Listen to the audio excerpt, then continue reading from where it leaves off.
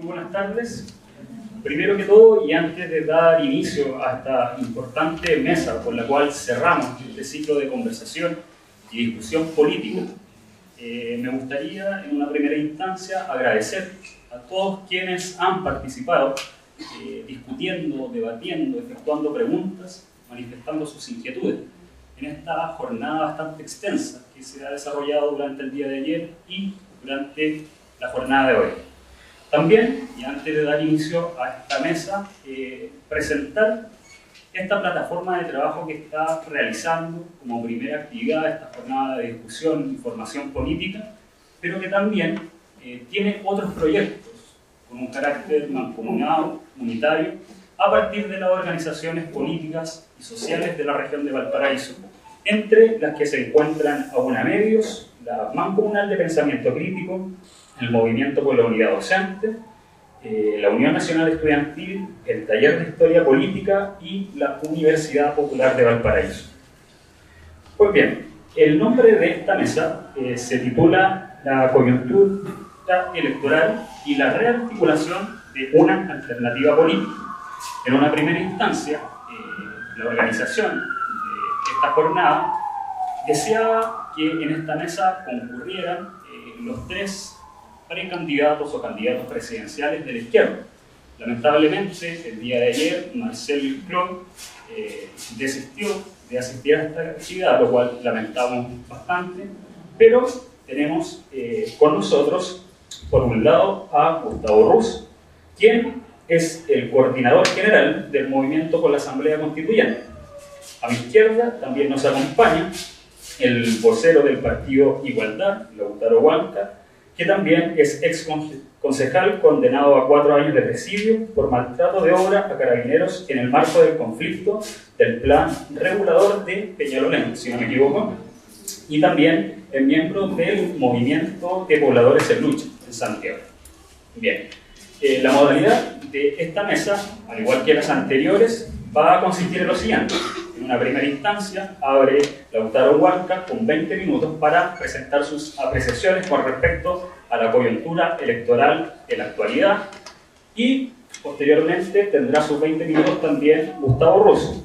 Después de aquello vamos a dar paso a una serie de preguntas, reflexiones que esperemos que no sean tan extensas para así tener la posibilidad de generar un diálogo en torno a la problemática y a las estrategias que ambos candidatos, o en el caso de Lautaro, en representación de Roxana Miranda, tienen que plantear a la ciudadanía en términos generales. Pues bien, partimos entonces con Lautaro. Muy buenas tardes, gracias por la invitación. Quiero partir entregando un saludo de parte de la compañera Roxana Miranda. Ella se comunicó directamente con nosotros para efecto de esta actividad. Ella en estos minutos se encuentra en Caracas, Venezuela, invitada por el movimiento campesino Ezequiel Zamora para ser parte del proyecto político y estratégico del pueblo venezolano y a nivel continental de mantener un curso socialista de la revolución bolivariana.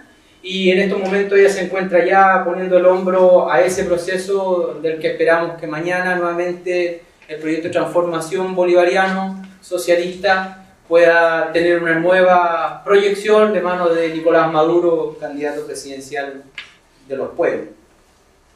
Ahora, antes de expresar nuestra visión de la coyuntura electoral, lo que más le preocupa a Roxana Miranda como representante presidencial del Partido Igualdad ha sido una constante discusión en torno a el proceso que también lo menciona la convocatoria del foro, que tiene que ver con la reagrupación o la rearticulación de una alternativa popular desde abajo, clasista, revolucionaria, que reúna a todos los sectores del pueblo que actualmente está en lucha. Comprendido esto, nosotros creemos que recién estamos en condiciones de pasar a una estrategia y una táctica de corte estrictamente electoral que nos permita consolidar electoralmente el proceso de construcción popular desde abajo que hasta ahora los movimientos sociales hemos emprendido a partir de una realidad histórica que es la desigualdad, que es la pobreza y que es precisamente la dominación de los poderes tradicionales en la coyuntura actual de la concertación y de la derecha, que son precisamente los sectores políticos, económicos, ideológicos y culturales también, que ejercen precisamente un modelo que profundiza esas brechas sociales, que genera condiciones como seguramente en este proceso, en este curso, ustedes se habrán dado cuenta que qué dimensión alcanza en el plano de los recursos estratégicos, en el plano de los derechos sociales, en el plano de la participación y el desarrollo de la democracia en el país. Frente a esa realidad histórica es que nosotros como movimiento social hemos ido articulando una condición de fuerza desde las bases sociales precisamente para levantar una alternativa. Nuestra lucha como pueblo no se da desde la perspectiva o de una noción política con expectativas de poder, un ejercicio de gobierno. Nosotros lo hacemos desde la reivindicación quizás del principal derecho de los pueblos, que es autodeterminarse.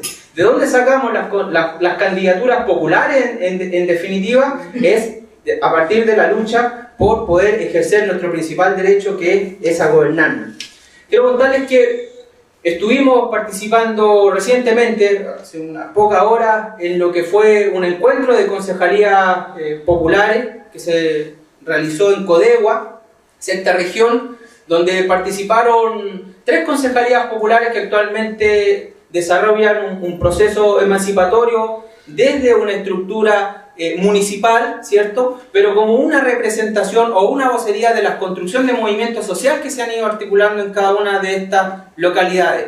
Natalia Garrido, que también me acompaña en este momento, concejala popular de la comuna de Peñalolén, Rodolfo Norambuena, compañero concejal popular de la comuna de Ancud, y dejamos también en su comuna, también como anfitriona del evento, Esther Sepúlveda, concejala, y como todos los demás, víctima o parte de un proceso de represión política en sus propios municipios para excluirla. Nos pasó en Peñalolén, no va a cambiar mucho esa forma de reacción política del poder, que es apenas ingresen estos elementos democráticos, estos constructores, estos liderazgos populares, clasistas, dentro de los municipios, cuando esa propia institucionalidad los va a querer abortar de ese espacio de participación que en el caso de Peñalolén logramos echar abajo un plan regulador a la medida del negocio inmobiliario que significaba como comuna el segundo proyecto inmobiliario más grande de Santiago después del Costanera Center. El triunfo del no contra el plan regulador de los Borregos, actualmente candidato presidencial de la democracia cristiana, significó eso, un duro revés de lo que puede realizar el movimiento social dentro de la estructura del Estado. Decimos, a nosotros no nos interesa gobernar este Estado, porque este Estado mata al mapuche, reprime a los estudiantes, desahucia a los pobladores.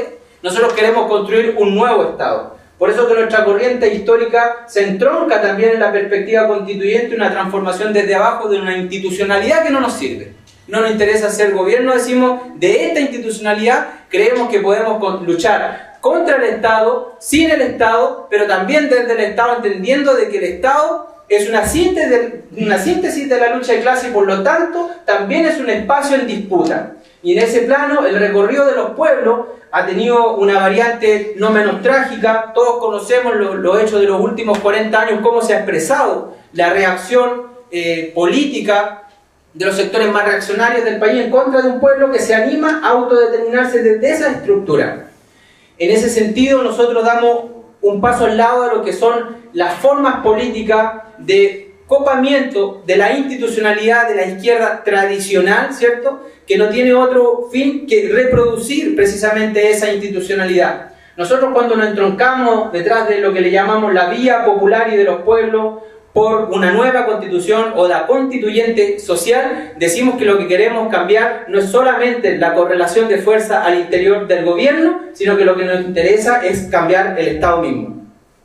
Ahora, ¿cómo desde esta experiencia de construcción popular, desde la coordinación del pueblo en lucha, desde la articulación de, por ejemplo, las concejalías populares por la defensa de los territorios, que salimos con importantes definiciones en torno a cómo crecer, saber cuánto espectro político activo y en lucha le parece una definición correcta en su horizonte de construcción popular, enmarcarse o entroncarse con una fuerza que pueda desde el desborde del movimiento social articular una alternativa de poder, es decir, de gobierno. Creo que esas definiciones van por el camino correcto en el sentido de entender la lucha por el espacio de lo institucional desde la movilización callejera. Y a esto no nos referimos con las propuestas del PC en relación a vender gobernabilidad, es decir, acá nosotros vamos a mantenernos movilizados, pero queremos nuestra cuota de poder dentro de la institucionalidad. Nosotros no queremos pequeñas reformas ni maquillaje a esta institucionalidad y esta forma de gobernar, en definitiva. Nosotros avanzamos en una construcción de poder total. Lo que necesita el pueblo hoy día para generar las profundas transformaciones que se requieren es una condición de poder total. Eso no suprime la participación democrática, lo vemos en Venezuela, pero las condiciones de fuerza del pueblo pobre, del pueblo trabajador, son totales. Es decir, podemos construir una alternativa que nos permita avanzar en las transformaciones, no con menos desafío, que nosotros creemos que lo podemos vencer desde el plano democrático, es decir, seguir siendo mayoría, y para eso se tiene que expresar desde la continuidad del trabajo de base, desde la construcción de la alternativa, decimos, desde abajo. Creemos que lo único que se construye de arriba abajo es un pozo. Y finalmente los nunca, los nadie y los sin somos los que tenemos las condiciones precisamente para consolidar ese esfuerzo político que nos permita generar la fuerza suficiente para realizar cambios sociales. Ahora bien, ¿cómo construimos esa alta dirección pública popular?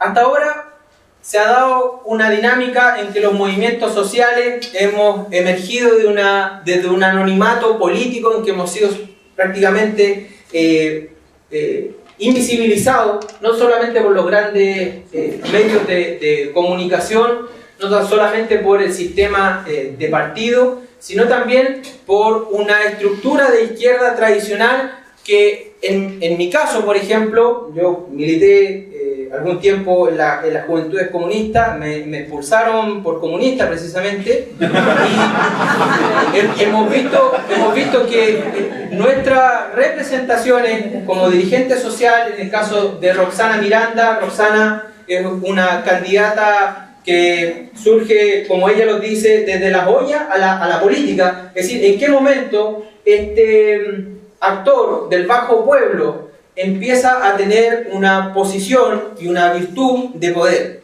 ¿En qué momento finalmente estas capas subalternas, que no son sectores intermedios de la población, sino que precisamente los más proletarizados, los más golpeados por la pobreza y la desigualdad, empiezan a decir, bueno, aquí hay que conducir un proyecto de transformaciones desde abajo?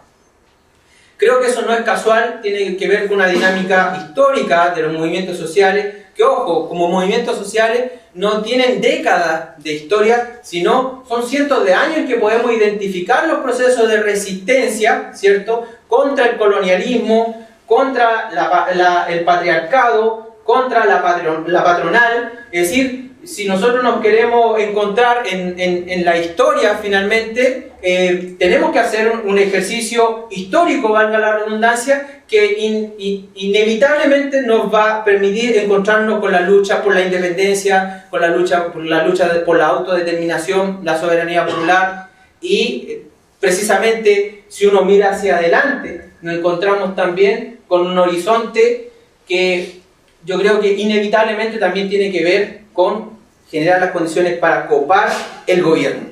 Es decir, nuestro proyecto político, la vía popular y de los pueblos, la construcción y el fortalecimiento del movimiento social, la participación y la deliberación de base, la movilización permanente y en ascenso, tiene un horizonte. Hoy día nosotros no recreamos este esfuerzo solamente para crecer democráticamente, etc. Nosotros creemos que este esfuerzo hoy día tiene que tener un horizonte de poder, y en ese sentido hoy día estamos caminando. Pero ¿con qué problemática nos hemos encontrado? No tan solo con esa falta de memoria histórica, no tan solo con esa falta de herramientas políticas, sino que también con una actitud de nuestro pueblo de precisamente agachar el moño frente a la dominación patronal, frente a la dominación cultural, frente al retraso de la formación política. muchos sabemos acá de dónde viene precisamente ese apagón cultural, ese apagón político. Y creo que cuando nace la herramienta política igualdad, creo que estamos dando un paso decisivo, un paso histórico desde nuestra experiencia como movimientos sociales para precisamente dotarnos de lo que nos falta para poder penetrar en una estructura de Estado, decimos, no para encumbrarnos en él, sino que para poder generar un remesón en las estructuras de ese Estado que lo haga desplomar. ¿A qué me refiero? Igualdad es una herramienta política que surge de los movimientos sociales, que después de un recorrido de trabajo, de construcción política, nos dimos cuenta que si no teníamos nuestra propia herramienta política, nuestro propio partido, íbamos a tener que seguir subsidiándonos en los partidos tradicionales. Los mismos concejales que nos encontramos en Codegua, algunos fueron electos a partir de las listas de la izquierda tradicional, otros fueron candidatos a partir de las listas del PRO. En mi caso, en Peñalolén, también fue por la lista del Partido Comunista. Actualmente, y ese sería el cambio, nuestra concejala popular, Natalia Garrido, es la primera concejal del Partido Igualdad. Esto que decían de que por más a la izquierda, más hacia abajo, de la izquierda tradicional no hay nada, es mentira.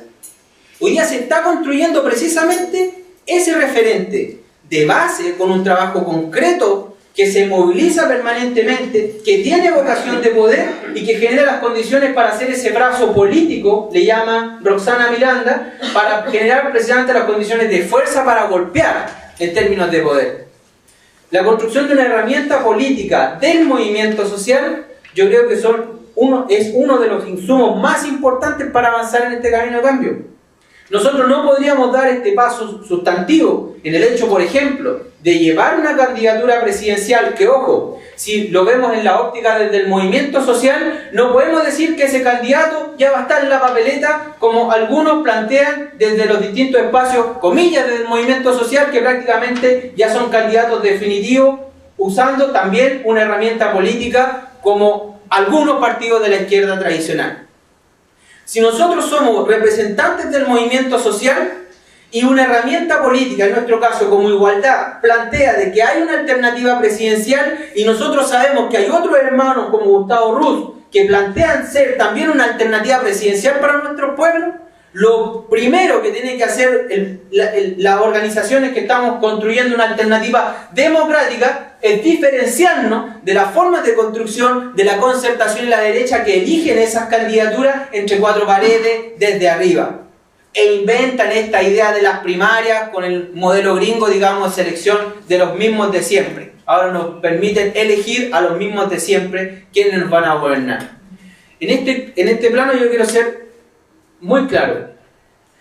La compañera Roxana ha planteado, por orientación de los movimientos sociales que somos parte de esta convergencia de movimientos, a las que se han hecho parte varias organizaciones y algunas lamentablemente han dado un paso al lado porque ya tienen prácticamente una decisión tomada respecto al candidato que van a llevar. En este caso me hubiera gustado que estuviera Marcel para preguntarle derechamente si la definición de estos movimientos, particularmente la de nuestro partido, de generar un espacio de definición, de discusión, de elaboración, no tan solo de esa candidatura única presidencial, sino que también de una lista parlamentaria y de consejeros regionales única. Y también, por supuesto, un programa anticapitalista único, detrás de la estrategia de que no haya más de un programa anticapitalista, no haya más de una lista parlamentaria anticapitalista y que no haya más de un candidato presidencial o candidata presidencial anticapitalista, en ánimo de concretar esa necesidad que tiene nuestro pueblo hoy día. Creemos que algunos no están dispuestos a hacerlo. Y frente a eso, la izquierda tiene que parar la antenita y decir, ojo, no vamos a reproducir las mismas formas de hacer política de la clase política tradicional. Y en este sentido, y aprovechando este foro, creo que la invitación que hace Roxana, que están haciendo los movimientos sociales, que están agrupados en una convergencia, que ya está precisando algunas fechas para encontrarse. Mayo sería un primer encuentro precisamente para motivarnos entre nosotros a ver si se define una manera, una forma de cómo podemos sacar adelante esta candidatura presidencial escuchando a todos los sectores. Conversábamos con los compañeros de las asambleas constituyentes cuál sería el mejor modelo. Y experiencia, bagaje en la forma de construcción de izquierda tenemos. Sabemos de las maquinarias que algunos compañeros inventan para tomarse los espacios de decisión. Pero también tenemos que confiar en una izquierda que se está construyendo en las calles, en un movimiento social, en un movimiento estudiantil, en un movimiento de pobladores que hoy día, lo decíamos en Codegua, tiene forma de construcción asamblearia que cada vez se va perfeccionando más. Y a una asamblea que delibera en cualquier territorio, en un gremio, en una universidad, podemos hacerle la motivación. Compañeros, ¿saben qué es un encargo? Es un requisito para el periodo, la coyuntura electoral que se avecina, tener una posición, una definición, no tan solo en si vamos a llevar a un elenco, por ejemplo, parlamentario, de consejeros regionales, a la pelea de cómo elaboramos nuestro programa anticapitalista, sino que también de cuál es el hombre o mujer que debería levantar la bandera desde la alternativa presidencial que nosotros estamos construyendo entre todos. Y es una asamblea, nosotros creemos y apostamos que se puede dar. Se puede dar. No solamente para reunirse en Santiago, y deliberar y finalmente cortar por todas las regiones. Creemos que hoy día podemos democratizar las definiciones, democratizar la participación y finalmente podamos decidir entre todos y en un tiempo políticamente adecuado quién es desde este sector de la política, desde la izquierda consecuente, desde los movimientos sociales y en lucha, debería llevar la representación presidencial. Un dato: el candidato de la izquierda, el candidato de los movimientos sociales, tiene por ley 700 minutos de televisión en la franja presidencial. Lo hemos conversado con el compañero Rus. Sea él o sea Roxana Miranda que le toque estar ahí, en esos foros, frente a una Michelle Bachelet, por ejemplo. Bachelet, los operadores del gobierno Bachelet se querellaron contra Roxana por amenazas de muerte. No sé si ustedes se acuerdan. Roxana, dirigente de la deuda habitacional, le dijo: cuídese, presidenta, cuide su seguridad. Y el Ministerio del Interior se querellaron por amenazas de muerte. Esa mujer que tiene varias cuentas que resolver con Michelle Bachelet, la derecha y todos esos operadores de gobierno, en un espacio, un foro televisivo, ¿qué le diría a esos otros candidatos del poder? Mejor dicho, ¿qué podemos decir nosotros a partir de esa candidatura presidencial sino levantar cada una de las voces del movimiento social y que esos 700 minutos precisamente hablen nuestros dirigentes estudiantiles, hablen los dirigentes sindicales, hablen el mundo medioambiental, de la lucha por la soberanía, de la lucha por la autodeterminación? Esos 700 minutos lo convertiríamos en un verdadero foro popular donde hable nuestro pueblo, donde hable nuestra gente. Hoy día nos toca aprovechar esa coyuntura. Además, otro dato: la candidatura presidencial, en términos de anticipo de gasto electoral, van a recibir 80 millones de pesos. 80 millones de pesos para los candidatos del poder, quizás la caja chica, ¿no? Pero ¿qué representa para el movimiento social esa cantidad de dinero? Sino las condiciones de infraestructura para poder articular toda una campaña de difusión de los derechos, de las organizaciones, de los movimientos sociales que se están articulando. ¿A qué es lo que voy? Acá nosotros creemos que el objetivo que tiene la coyuntura electoral no es otra que darle una continuidad política e histórica a las luchas del movimiento social, que es precisamente el que no se agota. El momento político va a acabar y va a llegar el 2014. Y si nosotros no somos capaces de entrar con fuerza a dirigir la ingobernabilidad, estamos cagados. Nosotros tenemos que ser capaces de que todo este año, no tan solo dando golpes importantes, logrando incluso que la derecha y la concertación paguen algunos costos parlamentarios para ir a dar vuelta a la mesa al Congreso, porque también de eso se trata. Luchamos desde las calles, luchamos contra el Estado, luchamos sin el Estado, pero también luchamos desde el Estado, y en ese sentido la experiencia de las concejalías populares, como estas estructuras de poder popular que en la mesa de los poderosos le enrochan la cara al alcalde, a los que se ponen de acuerdo para cagarse a nuestra gente, lo que están haciendo creemos que también se tiene que reproducir en los gobiernos regionales y por supuesto en el Parlamento. Aparte de generar esos costos políticos, nosotros creemos que tenemos que generar condiciones de fuerza, de difusión de la alternativa popular para pasar un 2014 con la capacidad de dirigir la ingobernabilidad. Eso por el momento. Muchas gracias.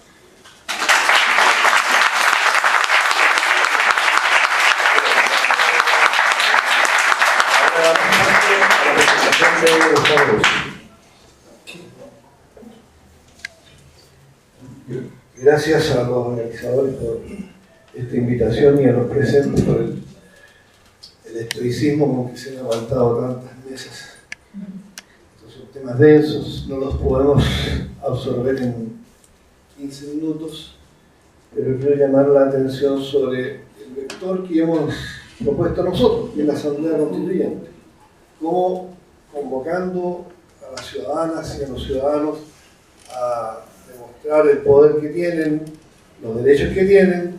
En una Asamblea Constituyente podemos aglutinar fuerza, cambiar la correlación de fuerzas que hoy día sigue siendo ampliamente favorables al gran capital extranjero, a las cúpulas militares, a los Busdei, al Mercurio, a los grupos económicos internos, a lo que se denominan los poderes fácticos, que están muy por encima de todos los diputados y todos los senadores juntos. Para entrar en esta perspectiva, quisiera destacar la contradicción profunda que existe en el principio de autodeterminación, en el principio de soberanía popular, es decir, de todo aquello que en el papel existe, de que los chilenos y las chilenas podemos decidir nuestro propio destino, con la realidad fáctica de 2 siglos, donde prácticamente desde Portales, con el primer empréstito que solicitó al Imperio Inglés, hasta nuestros días, Chile ha sido una colonia o una neocolonia. Entonces, el principio de la autodeterminación, el principio de la soberanía y la idea de democracia son incompatibles cuando existe una dominación externa tan relevante como que en Chile más del 66% de lo que se produce materialmente está en manos de capitales extranjeros. ¿Pero qué soberanía? ¿Qué democracia? ¿Qué autodeterminación? Si más de los 2/3 del cobre que producimos va sin impuestos a manos extranjeras y después compramos armas, compramos insumos, maquinarias que tienen nuestro cobre, por el cual pagamos 60 veces el precio que pagaríamos si esas maquinarias, esos equipos los produjéramos en Chile. De manera que esta contradicción entre el derecho a dirigir la sociedad chilena por parte del pueblo y la realidad de una dominación del 1%, de una oligarquía respecto de cuya inmoralidad, de cuya crueldad, de cuya falta de escrúpulos, yo creo que no vale la pena que hablemos hoy, es lo que está hoy día latente en la coyuntura que estamos enfrentando. Yo quiero tomar distancia del título del panel, ¿no? Porque por analizar la coyuntura electoral nos podemos enredar en los vericuetos de los porcentajes de los candidatos y de las candidatas de las encuestas, en circunstancia que, habiendo esta realidad de control material de nuestra economía por potencias extranjeras, de control oligárquico de este, que en realidad no es el 1%, del 0,1%, que tiene el control de más del 40% de toda del Producto Interno Bruto, de que el grupo Paulman, el grupo Lutz, que el núcleo Angelini, tienen más poder que todos los diputados, todos los senadores juntos. Esta realidad que los Busdei tiene más importancia que los propios políticos. Esta realidad que el Mercurio fija la pauta del presidente de la República, de los demás diarios, que los 5 canales de televisión transmiten literalmente el mensaje del gobierno de los Estados Unidos y de la reacción latinoamericana. Todo eso es un cerrojo. O sea, nadie puede pretender que con esa realidad fáctica hoy día ganemos las elecciones, o que si ganamos las elecciones eso tenga alguna importancia, porque con el 20% no hacemos nada, pero con el 70% tampoco hacemos nada. El presidente puede ganar por el 70% de los votos y no va a tener el quórum parlamentario para modificar la Constitución que le permitiría recuperar el cobre, recuperar el agua, recuperar los fondos previsionales, recuperar el fondo marino, la capacidad de la industria pesquera nacional, etcétera, etcétera, etcétera.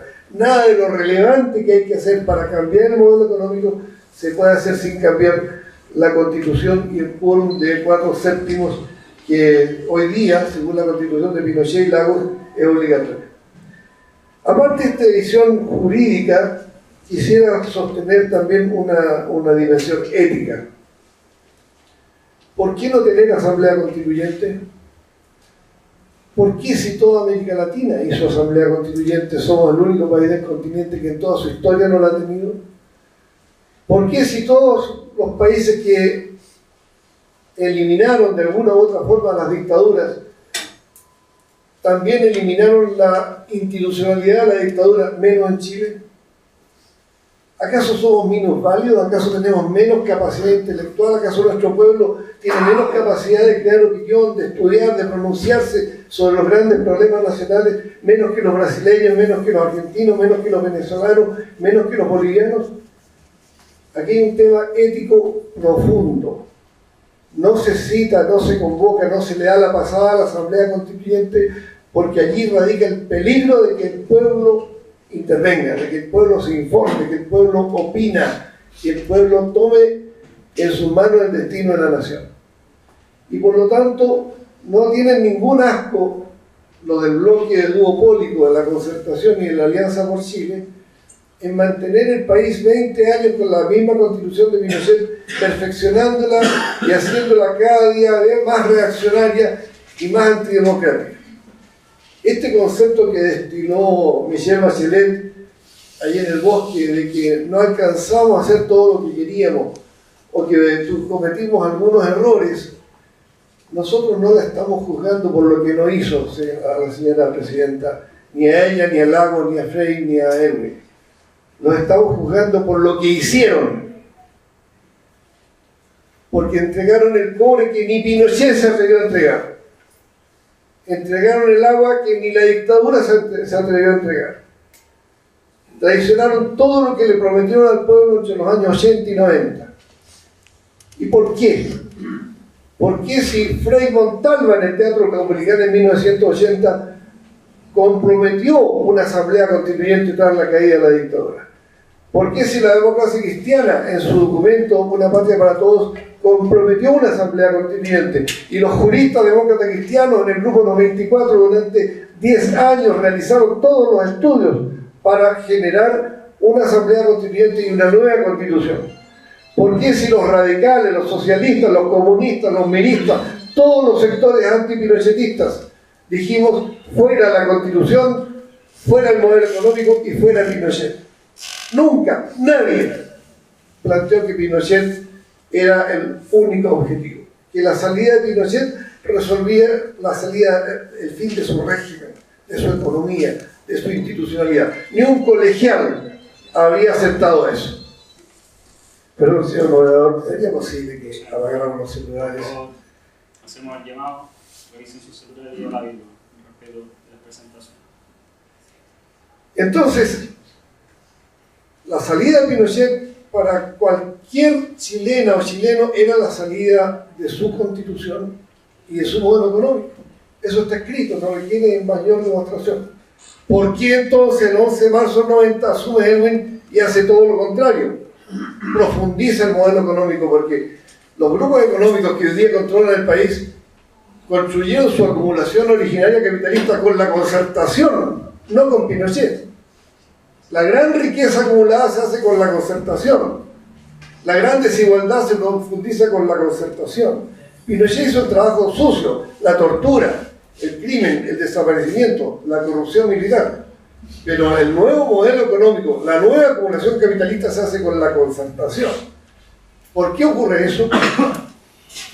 Porque nosotros, los que luchamos contra la dictadura, no triunfamos. Ahí está el punto. Nosotros no llegamos a la moneda. Los que hicimos las barricadas, los que hicimos la resistencia, los que tiramos Miguelito, los que hicimos transmisiones radiales, no llegamos a la moneda. Llegaron a la moneda los civiles que escogió el Departamento de Estado norteamericano dentro del Partido Socialista, el PPD, el Partido Radical y la Democracia Cristiana, para darle garantías a Lux, a Angelini, a la Fed Dodge, a la Billiton, a las transnacionales, al ejército y al Opus Dei, y especialmente al sumo sacerdote que organizó todo esto, Harry Barnes, embajador de Estados Unidos en Santiago. que fue el jefe político, orgánico, logístico de la concertación. Logístico digo porque si Estados Unidos puso 40 millones de dólares, según el informe Church, para derrocar a Allende, puso 200 millones de dólares para instalar a Elwin, para sacar a Gabriel Valdés de la presidencia del Partido Demócrata Cristiano, para disolver la Asamblea de la Civilidad y para imponer elementos corruptos, arribistas, mediocres, en los cargos de diputados, senadores y ministros, para que fueran figuras totalmente manipulables para el poder económico transnacional que se instaló en Chile a partir del 11 de marzo del 90, y no antes. Y no antes. El 11 de marzo del 90, el capital extranjero controlaba el 17% del Producto Interno Bruto, hoy controla el 68%. El 11 de marzo del 90 controlaban el 7% del cobre, hoy controlan el 72% del cobre. De manera que en ese escenario hoy día nos enfrentamos. Una enorme inmoralidad. Todo lo que se le dijo al pueblo para canalizar el sentimiento antidictatorial y antipinochetista pasó a ser letra muerta y se impuso el designio profundo del capital extranjero. No el de Pinochet. Pinochet era un mamarracho, era un peón, era un tonto útil de los poderes fácticos. Sacándolo a él, asegurándole los negocios a su familia, protegiéndolo al núcleo duro de la inteligencia militar, me refiero a los servicios de información del ejército, no a la DINA, porque aquí todo el pato lavado lo podemos poner con Cher y la DINA y el comando conjunto, pero quedó intacto el aparato de inteligencia del ejército, que es el que realmente hoy día controla la seguridad del Estado. De manera que en ese sentido nos encontramos ante una correlación de fuerzas en que los que eran poderosos con Pinochet hoy día son 60 veces más poderosos. Y frente a eso yo no voy a cometer la irresponsabilidad de decirle que vamos a ganar las elecciones, que vamos, y que cuando yo sea presidente, entonces voy a nacionalizar el cobre, voy a recuperar los fondos de la AFP, y que los derechos de las mujeres, y que los derechos de los mapuches, y todos los derechos conculcados. Eso es pura demagogia. No puedo hacer nada de eso porque el presidente de la República no es el zar, no es el emperador de Chile, es apenas el presidente. Es un administrador y su poder se relativiza absolutamente al lado de los poderes fácticos. Y en segundo lugar, porque si controla el Mercurio, la tercera, la cuarta, la televisión, las radios regionales, y tienen múltiples mecanismos para tener embobadas a millones de personas con la basura televisiva, la farándula, el fútbol y todo lo demás, yo no creo que con los 80 millones que consigamos, con la plata que consigamos, podamos revertir la situación como para ganar las elecciones. Pero sí, teniendo unas candidaturas a diputados, senadores y presidentes en la papeleta, por Dios que les podemos hacer daño. Por Dios que les podemos complicar la vida. Yo voy a poner un solo ejemplo. Probablemente muchos de ustedes han oído hablar de la cuarta urna. Nosotros inventamos este cuento de la cuarta urna por joder. Para que haya cuarta urna se necesita 4/7 de los 150 diputados y senadores. 100 y tantos votos. ¿De dónde vamos a sacar eso? Pero por joder, propusimos la cuarta urna, redactamos un proyecto de ley y se lo mandamos a los diputados y senadores. El día 3 de septiembre, cuando mandamos esa carta, teníamos 0 diputados y senadores apoyando la cuarta urna. Y, por lo tanto, la idea de Asamblea Constituyente. Gracias a esa maniobra que hicimos ahí publicitaria, 25 parlamentarios dijeron sí, queremos Asamblea Constituyente y estamos dispuestos a promover un proyecto para que el Congreso Nacional autorice un plebiscito en una cuarta urna en la elección del 17 de noviembre en el que el pueblo se pronuncie por una Asamblea Constituyente o por conservar la actual Constitución. Obvio, absolutamente obvio, pasó lo que tenía que pasar. El proyecto entró a trámite y ahí está durmiendo. La Comisión de Legislación y Justicia del Senado tiene 4 votos contra la Constituyente y 1 a favor. Ni una posibilidad. Pero el daño que le hicimos con la propaganda de la cuarta urna fue tal que empezaron a subirse al carro de la Asamblea Constituyente uno tras otro, dirigentes políticos que habían sido sumamente conservadores y para darle una imagen de amplitud al movimiento estudiantil, al movimiento obrero, al movimiento mapuche, empezaron a decir que ellos también querían asamblea constituyente. Cambiaron de opinión.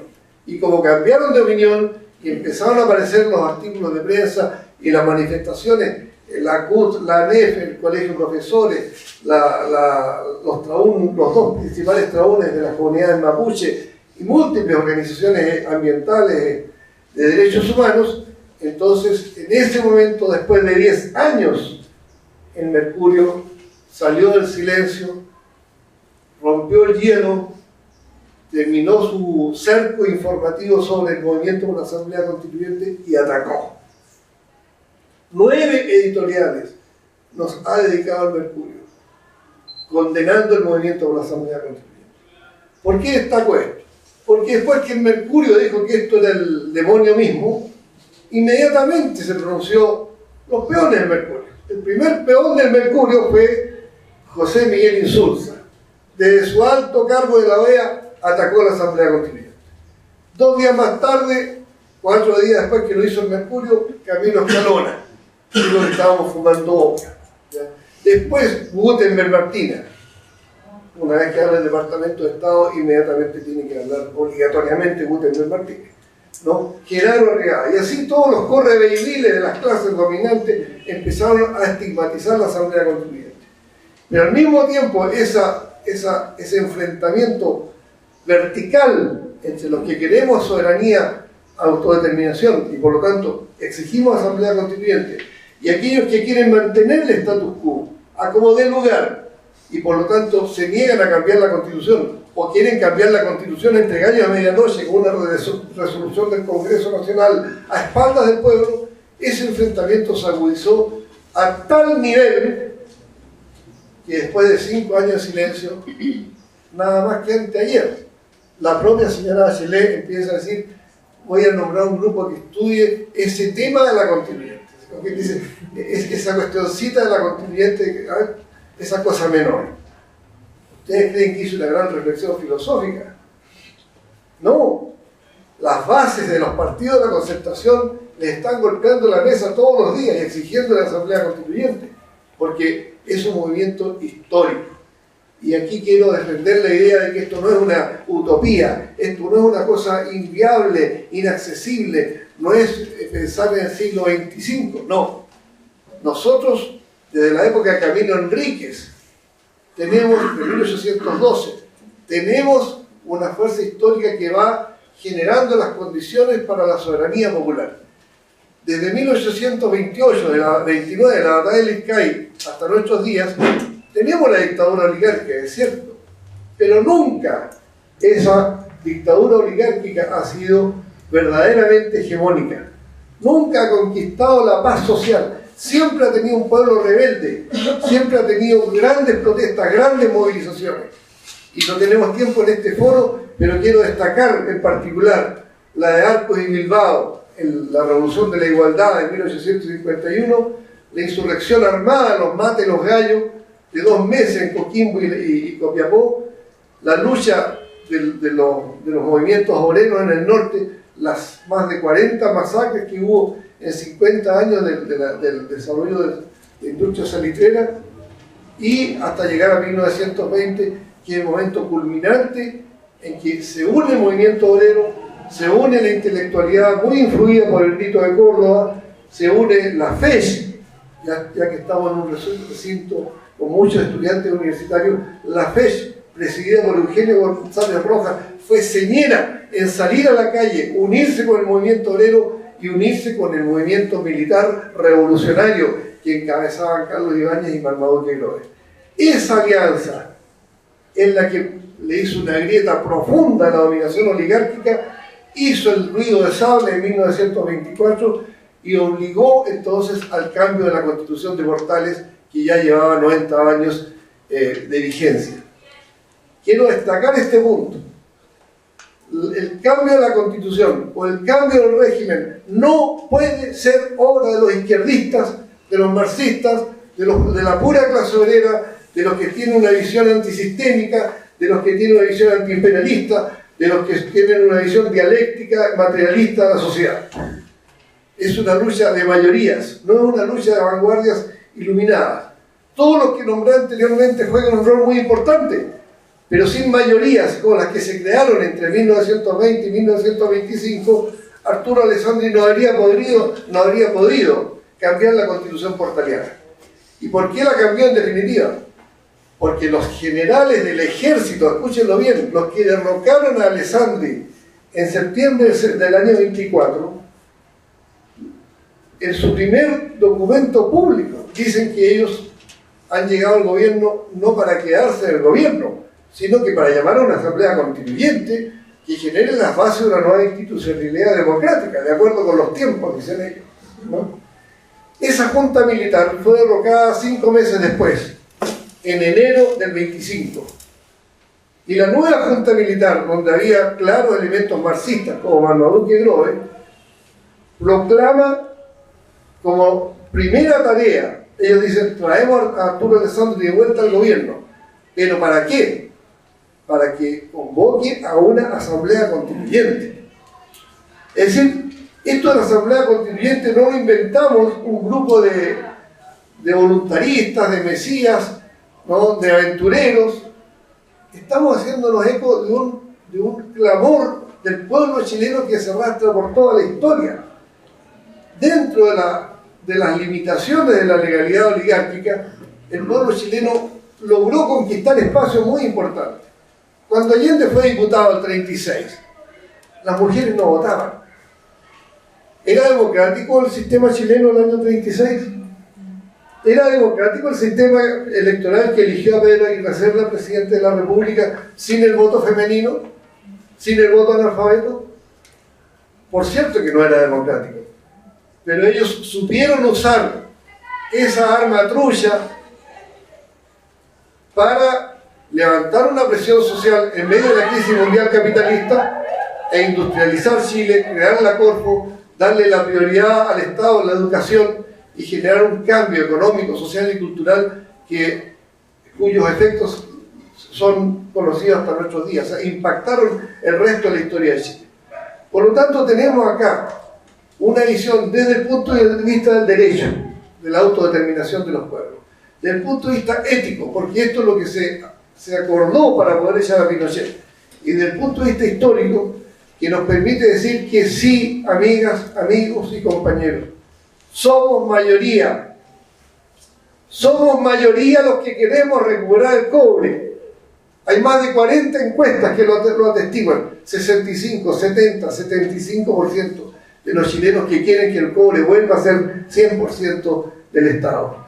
Somos mayoría los que queremos terminar con el saqueo de los fondos previsionales en manos de un grupo de usureros, de especuladores que dirige Willy Arthur. Somos mayoría. El 90% de los cotizantes en la AFP quieren terminar con ese sistema.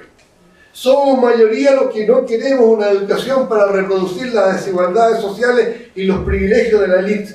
Somos mayoría. No solo son los estudiantes que desfilan, son sus padres, sus apoderados, sus maestros, los vecinos de las escuelas, de los liceos, de las universidades, los exalumnos.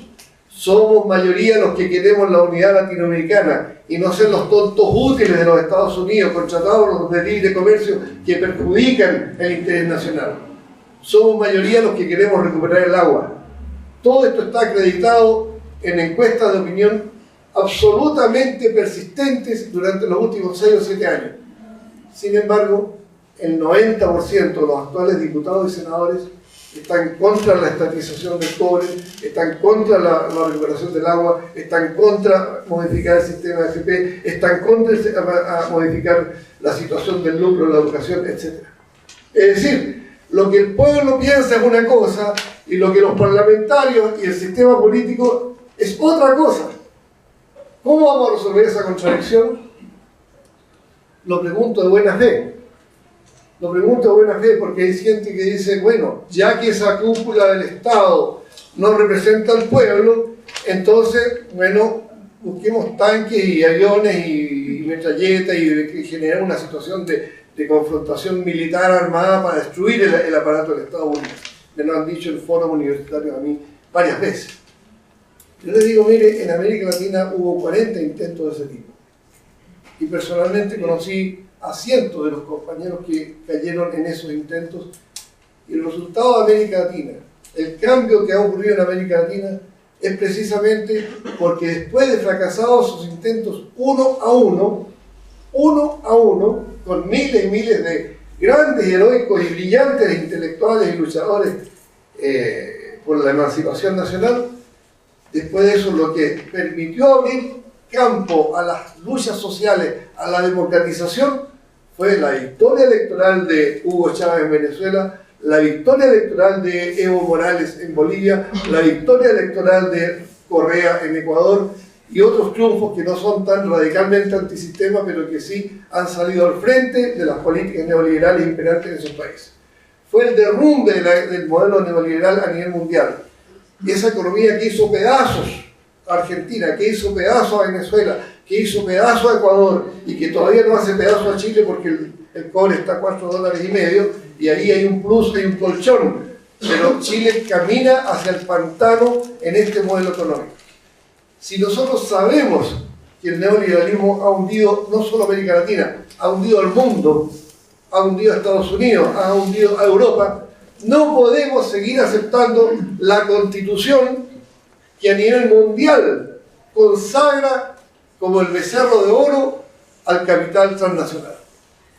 Esta Constitución hay que echarla abajo no solo por razones éticas, jurídicas, históricas, hay que echarla abajo porque nos lleva maniatados a un precipicio, a una catástrofe.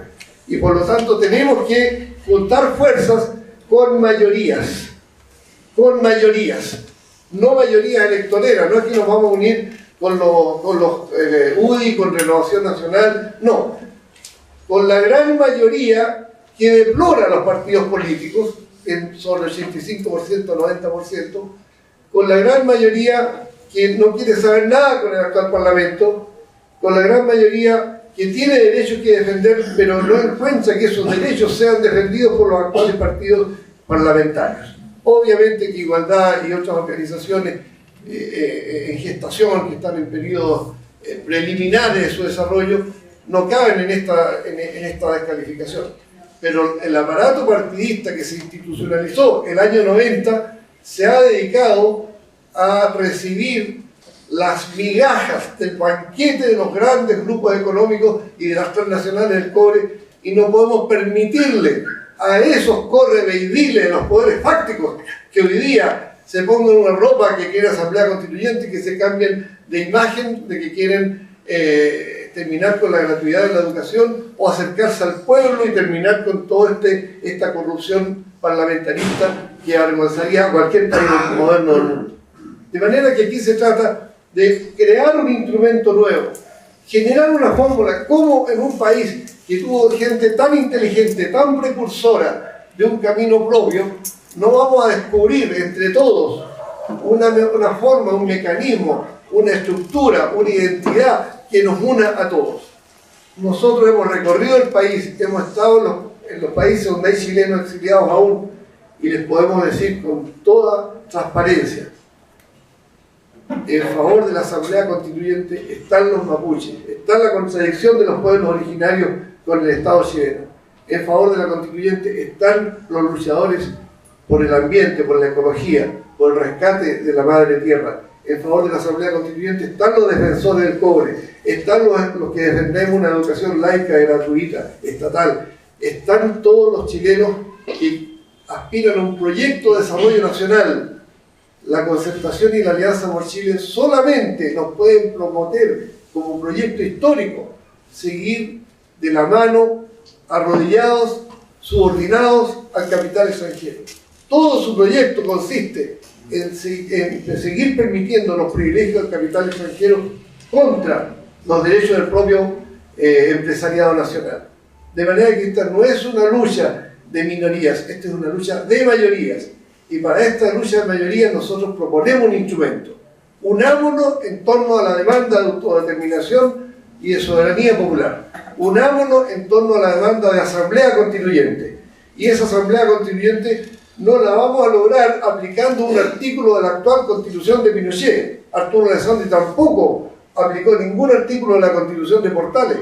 vamos a reproducir el ciclo histórico de 1920, vamos a unir a la intelectualidad, a la clase obrera, a los militares patriotas que no quieren entregar el cobre, que no quieren que la economía nacional siga siendo pasto de la voracidad de los capitales extranjeros, y vamos a unir a todos los sectores, sean marxistas, cristianos, protestantes, católicos, de cualquier formación religiosa o ideológica, pero que antepongan la idea de un país que se puede autodeterminar, y que si se autodetermina y toma el control de sus riquezas, va a asegurarnos a nosotros, a nuestros hijos, a nuestros nietos, una patria próspera, solidaria, soberana y sobre todo igualitaria.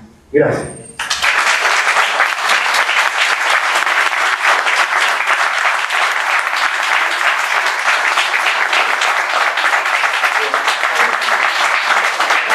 Agradecemos las presentaciones de Lautaro y Gustavo. A continuación vamos a dar paso a algunas preguntas y, si son reflexiones, intentar que sean lo más sintético posible. Damos entonces paso a las palabras. Sí, por favor. Yo quería preguntar si vamos todos por una unidad, ¿en qué estamos que eso no se está concretando ahora? ¿O cómo van las conversaciones? Porque aquí yo veo tres candidatos, tres grupos de organizaciones distintas que todas convergemos en un mismo punto, que vendría siendo acabar con el duopolio. Y si hablamos de unidad, ¿por qué se están tirando las presidenciales tres candidatos con un mismo objetivo, prácticamente un mismo programa, a modo general? Esa es la pregunta. Gracias. Sí. Yo también quería dar las gracias a los expositores, estuvo muy bueno, muy claro, conciso. Yo tenía dos preguntas, una era la misma en realidad. Encuentro que a grandes rasgos estamos todos de acuerdo en lo que queremos para este año y como propuesta. Entonces me llama la atención hasta qué punto está dispuesto a dar cada partido político, nuevo partido político en gestación o nueva organización, hasta qué punto están dispuestos a dar para que el que nos represente a todos, a esta gran izquierda que queremos proponer, cuánto protagonismo quiere tener cada partido y cuánto está dispuesto a perder, porque en el fondo queremos unirnos frente a una única propuesta. Y para eso necesitamos una sola persona. O sea, aquí el sistema es que nosotros tenemos un solo presidente, no podemos tener 5 presidentes. Por tanto, necesitamos ponernos de acuerdo a través de uno, y en eso me gustaría saber de los partidos que por lo menos están acá exponiendo cuánto está dispuesto cada uno a perder de protagonismo en pos de una unión común que nos permita presentarnos a final de año y ganar algo. Y la otra pregunta que tengo es, con respecto a lo que expone Gonzalo. Mi pregunta es, ya nos queda claro que aunque ganáramos las elecciones en el mejor de los escenarios, es muy difícil cambiar todas las cosas que se tienen que cambiar porque necesitamos mucho más que un presidente.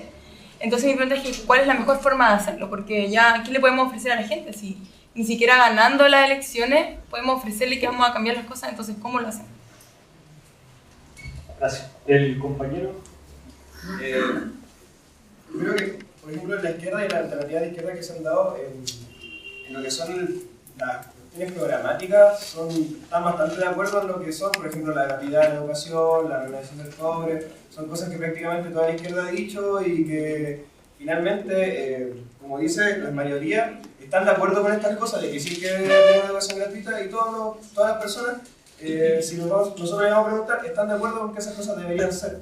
Sin embargo, y hablando de la municipalidad anterior, y siguiendo con lo que dijo el compañero, de que se presentan muchas alternativas de izquierda, pero sin embargo esas alternativas de izquierda, si nosotros sumamos esos porcentajes de votación, tampoco conforman una mayoría. ¿Por qué? Porque la mayoría realmente no está votando.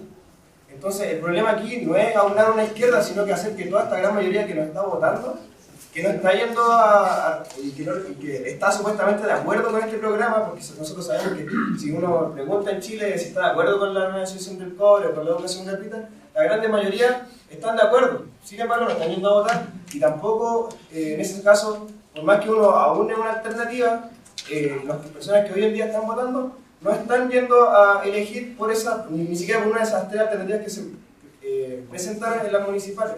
Entonces yo creo que en realidad es cómo nosotros hacemos para, en un sentido, resignificar la política, de que obviamente está ensuciada por la concertación y por la alianza y también por el PC, que está terrible ensuciado, y por ende la gente dice cualquier tipo de política está ensuciado y no van a votar. Y así se entiende y así lo razonan. ¿Cómo nosotros somos capaces de decirles, saben que esto es completamente nuevo, nosotros no tenemos las prácticas que tienen estos individuos, para que sí vayan a votar, para que sí vayan quizás a tener una alternativa única y popular del pueblo?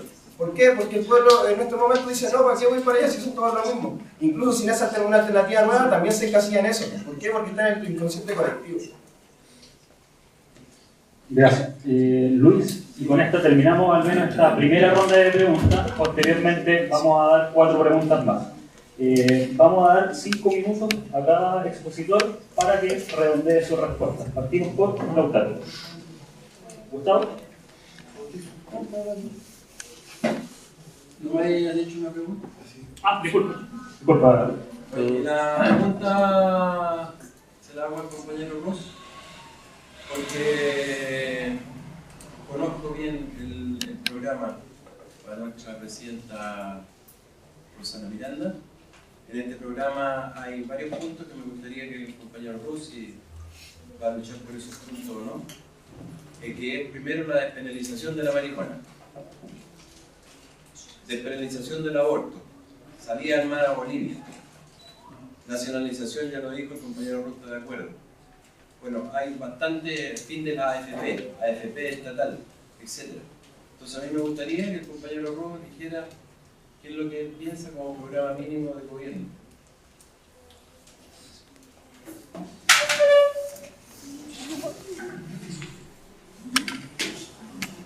Ahí salía hermana Bolivia.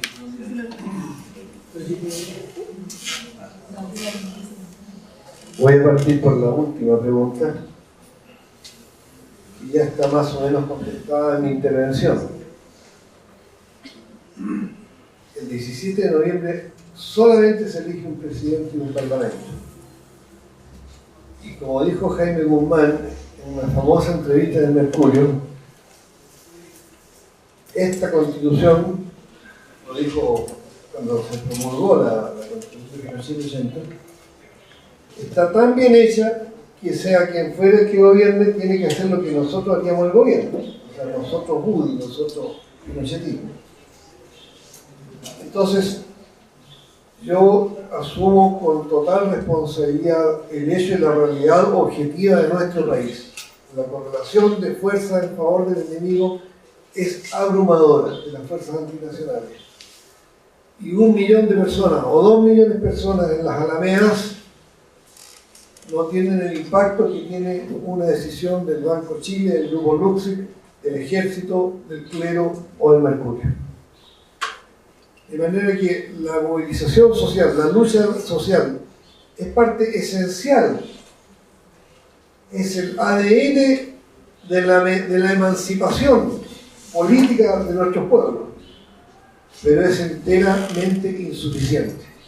Movimiento social sin lucha política, movimiento social sin lucha teórica, sin lucha intelectual, sin lucha de ideas, es un movimiento que se va a disolver, se va a extinguir en el tiempo.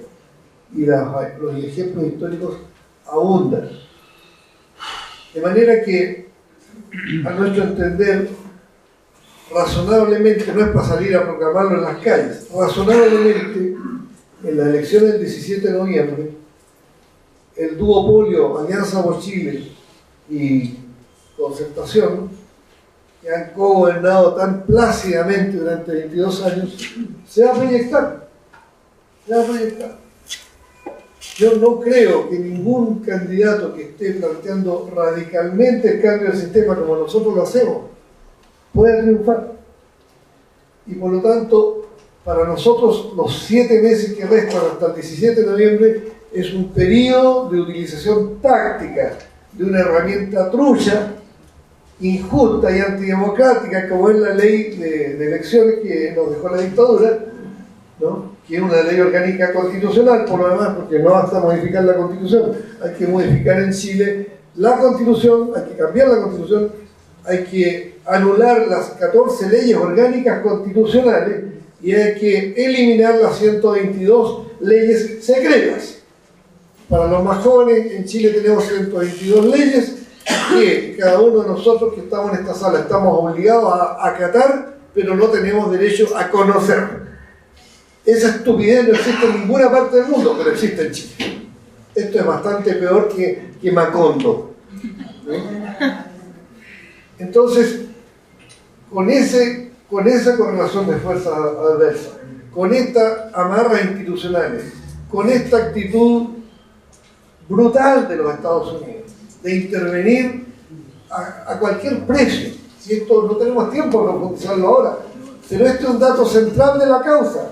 Nadie puede plantearse cambios políticos, estrategias políticas y tácticas políticas en Chile si no mira para el norte, si no mira qué está pensando el Departamento de Estado, el Pentágono, la CIA, Wall Street. Es muy relevante lo que ellos digan, por eso es muy relevante porque la expresidenta Bachelet cuando llega ahora no se refiere al cobre, no se refiere a la minería.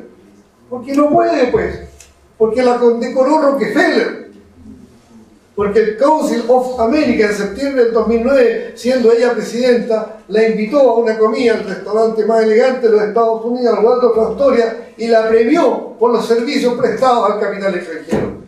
Porque por ella está Pascualama ahí, y por ella está Campiche y Castilla. Entonces, nadie puede venir aquí con una sonrisita a ofrecer más libertad, avanzar hacia la gratuidad y esto y lo otro, si no dice, quiero hacer con el cobre. Si usted en Chile no se pronuncia por el cobre, o en Venezuela no se pronuncia por el petróleo, le está tomando el pelo a la ciudadanía. Es un chiste, una mentira, es demagogia.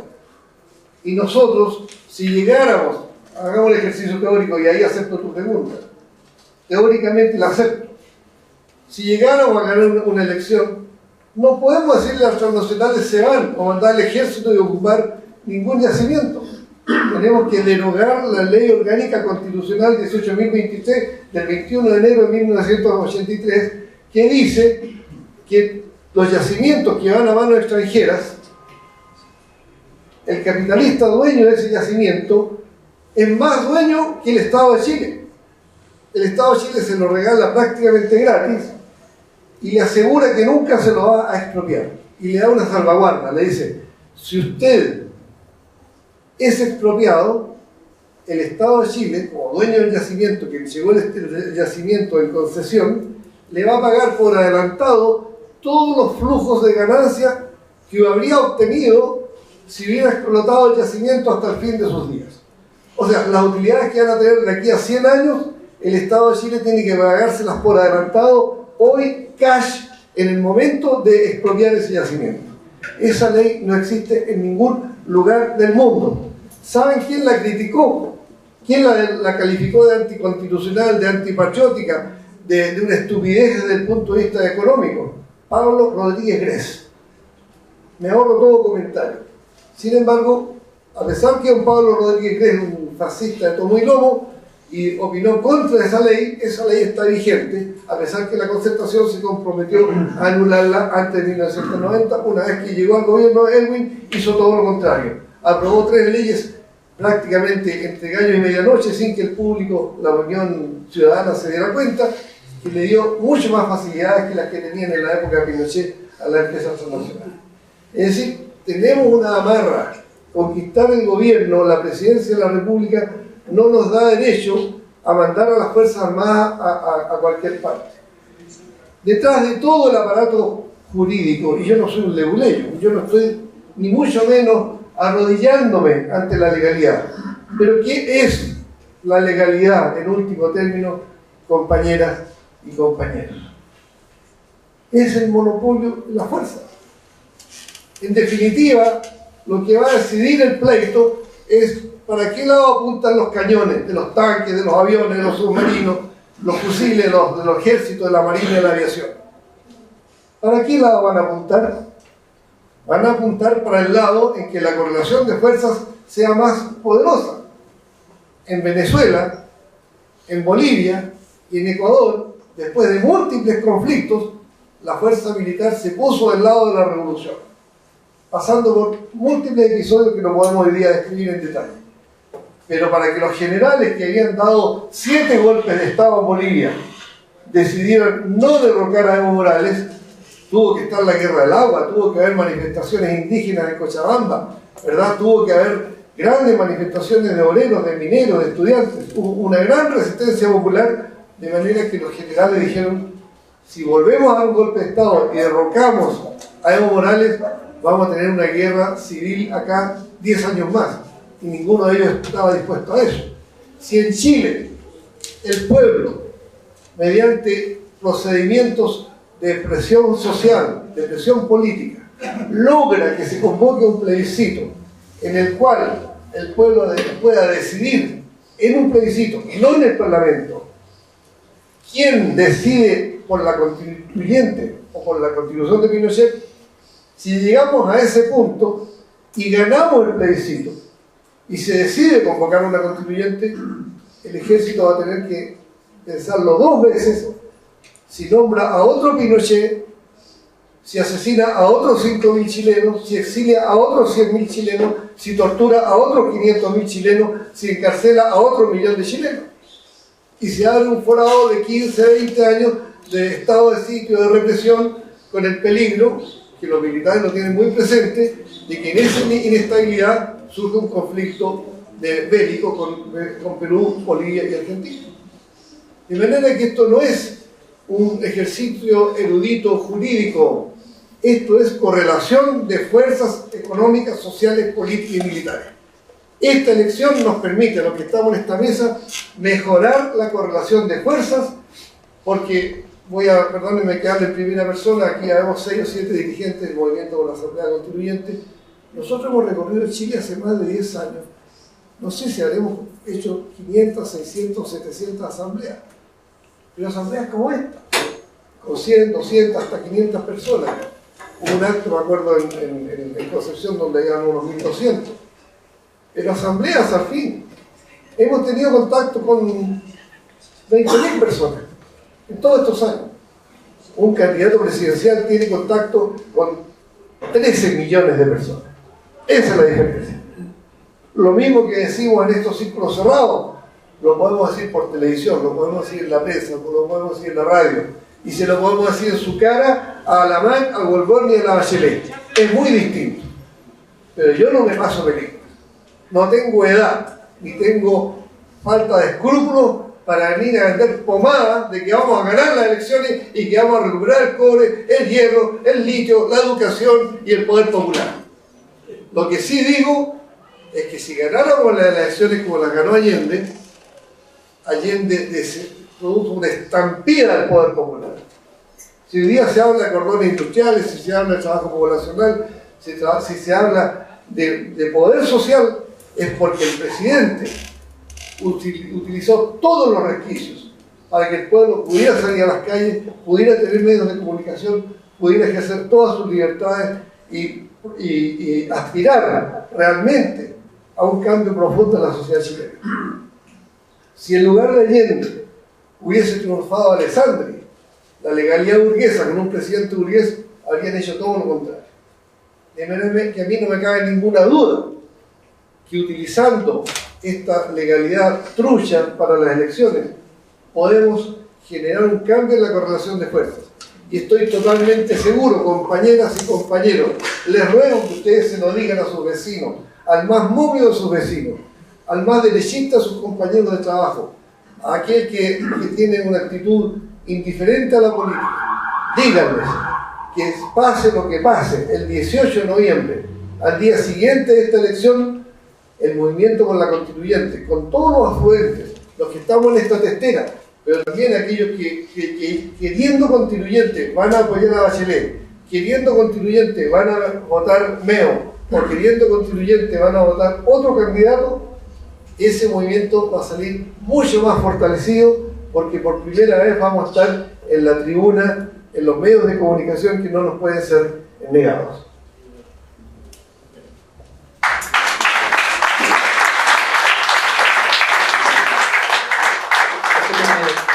De algunas interrogantes que también son interrogantes para la unidad y comentarles también de cómo se fue gestando este espacio de convergencia el año pasado, cuando movimientos sociales nos vamos dando cuenta que hay condiciones de unidad detrás de un proyecto político en el marco de una coyuntura electoral que puede generar importantes daños en la infraestructura política del poder tradicional y su capacidad para reproducirse en el ejercicio de la ingobernabilidad, es decir, la lucha política sin abandonar las calles y la construcción de herramienta política que sea un instrumento de los movimientos sociales y no a la inversa. Digo que el partido instrumentaliza el movimiento social, que experiencias como esa hemos tenido. Se da espacio, se da tiempo y se forma un espacio de convergencia real, genuino, que empezaba a unar ya a principio de año no solamente a 6 organizaciones en Santiago, sino que ya estaban acercándose organizaciones del trabajo, importantes agrupaciones sindicales del campo de la minería en el norte, la Federación Nacional de Pobladores. Tuvimos la visita en una de las jornadas de construcción en el verano, incluso ahora último en marzo, compañeros de la UNE, incluso participaron algunos dirigentes de izquierda autónoma, y así ya se estaban inscribiendo varias organizaciones representativas del campo estudiantil, del movimiento territorial, del mundo sindical, cuando los convocantes originales, entre ellos el Partido Igualdad, empezamos a reforzar el marco de convocatoria y unidad que nos tenía ahí. En todo este proceso, compañeros como los de la Asamblea Constituyente, el Movimiento Nacional por la Asamblea Constituyente, han sido constantes miembros, partícipes del proceso de articulación. Digo, los compañeros de la Asamblea Constituyente han hecho un esfuerzo y un sacrificio real por la unidad. Pero cuando empezamos desde este polo clasista, combativo, movilizado, político, a plantear el marco de unidad política, particularmente nuestra posición anticapitalista, el desarrollo de una única lista parlamentaria, un único programa y un único candidato, más una posición, en el caso que se generara una segunda vuelta, de que no íbamos a votar por el candidato o la candidata del poder, es que empezaron los líos. Ahí derechamente, compañeros, empezamos a ver que habían organizaciones que empezaron a relativizar el marco de la unidad, cuando era lo que nos había reunido. El año pasado vimos condiciones para empezar a pegarnos los piojos, que podíamos avanzar juntos y que podíamos impulsar un proyecto de poder. Sin embargo, principios de marzo empezamos a decir, bueno, recuerden, compañeros, que ni en primera ni en segunda vuelta ni curados votamos por Bachelet, y algunas empezaron a decir, bueno, pero es que eso es parte de una discusión. ¿Cómo? ¿No lo estamos discutiendo? ¿No lo estamos resolviendo ahora? Que es precisamente lo que puede hacer mierda la unidad el día de mañana, superando la primera vuelta, que ya es una victoria estratégica del campo popular general, una segunda vuelta al poder tradicional, que un segmento, un sector o incluso la candidatura presidencial, que sería lo peor, ya ha pasado a votar, por ejemplo, por Michelle Bachelet en segunda vuelta, lo que sería una profunda fragmentación y prácticamente el fracaso de esta tentativa electoral de poder estratégico del movimiento social, que para nosotros no es juego, porque tenemos invertido ahí no tan solo una candidatura presidencial con todo lo que significa eso en términos de recursos y logística para impulsar y difundir el proyecto popular, sino que una amalgama, una franja, decimos nosotros, la alta dirección pública popular, los mejores hijos y las mejores hijas de nuestro pueblo puestos a disposición de una batalla por la conquista, ¿cierto? Una penetración de los gobiernos regionales a través de cores combativos, digo, no cores como los que aprobaron Hidroaicén, ¿sí? Sino que cores que puedan entrar al gobierno regional, que es donde se cortan las lucas de la región, y vaya, tenemos hoy día un segmento estudiantil, una franja de dirigentes sociales cada vez más habiloso en la lucha política. ¿Cuántos de los compañeros dirigentes del movimiento estudiantil no podrían dejar callado a un parlamentario senador de la República? Callado, con argumentos, con elementos, con estadística, con números, para defender un proyecto estratégico nacional, popular, soberano. Tenemos esa capacidad hoy día de cuadros políticos formados desde una matriz histórica de izquierda para dar el combate político, la batalla de ideas, en los gobiernos regionales, en el parlamento, etc. Y si eso se viera traicionado por una desviación, un verdadero engaño, una traición a las definiciones iniciales de una convergencia básica de los movimientos sociales y de la izquierda detrás de este proyecto, sería precisamente un retroceso, no un estancamiento. prácticamente echaríamos el proceso para atrás y empezando en 2014 decimos las condiciones para conducir la ingobernabilidad, esa que vende al mejor postor en PC, prácticamente se ven anuladas por completo. Ahora, ¿este lío significa que no podemos rearticular la unidad? Una de las primeras definiciones de la mesa de convergencia precisamente fue su dispersión. Ahora, ¿en el marco de qué dispersión? De la que habíamos acordado que fuera.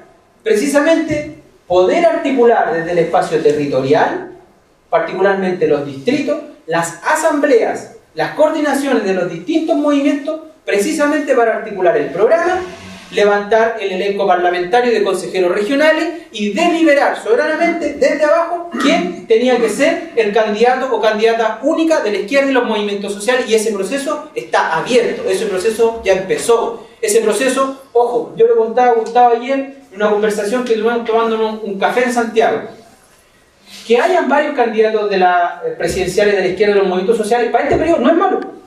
Sería malo que dice el compañero. ¿En qué momento eso decanta? ¿Sí? ¿O en qué momento precisamente no se resuelve nunca quién va a ser el que levante la bandera unitaria? Pero hoy día, ver a un Gustavo Ruz que se ha paseado por el norte del país, ha recorrido todo el centro y el sur de Chile, articulando la demanda por la constituyente, una Roxana Miranda, una luchadora popular que de la olla salió a la lucha política, diciendo basta de deuda hipotecaria, basta de desigualdad, basta de injusticia, teniendo a otros candidatos que se están levantando del campo sindical e incluso algunas tentativas estudiantiles, del movimiento estudiantil, para liderar al movimiento social izquierda detrás de una alternativa presidencial, hablando y demandando las reivindicaciones estudiantiles. Yo creo que en este periodo que todas las flores florezcan, pero si no somos capaces de llegar a una instancia definitiva que no sobrepase este semestre para definir la lista, el programa y la candidatura, creo que tenemos serios problemas.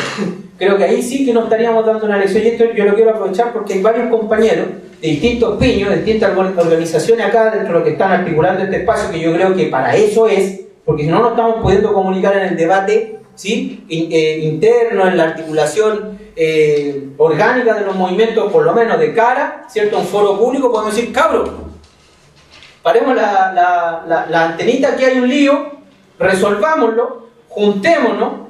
Una buena noticia: todos y cada uno de los compañeros que fueron parte de la movilización en Santiago, en Valparaíso, Temuco, Concepción, ¿cierto? Que nuevamente saca el movimiento estudiantil a las calles y que vuelve a ponerse por encima de todas las especulaciones políticas que hablaban de un retroceso en la construcción de la fuerza, están planteando, no tan solo se constata que están en las calles, que estamos en las calles, sino que además todos creemos en una plataforma única, todos creemos en un eje de unidad estratégica, todos creemos en una franja que permita a la larga articular un programa y una alternativa electoral. No he escuchado ningún piño serio de los que antes nos venían a nosotros a decir, no creemos en la lucha electoral, pero los compañeros jugaban sus elecciones de federación, pues. No creemos en la lucha electoral, pero eran admiradores del proceso boliviano, admiradores del proceso en Venezuela, que son procesos que hacen síntesis muchas veces del proceso electoral. Ya no tenemos esas problemáticas, esos piojos ya de alguna forma lo hemos resuelto, esos problemitas ya han sido agotados en la discusión y en la experiencia, en la constatación práctica de que la lucha electoral es una pelea más que tenemos que dar.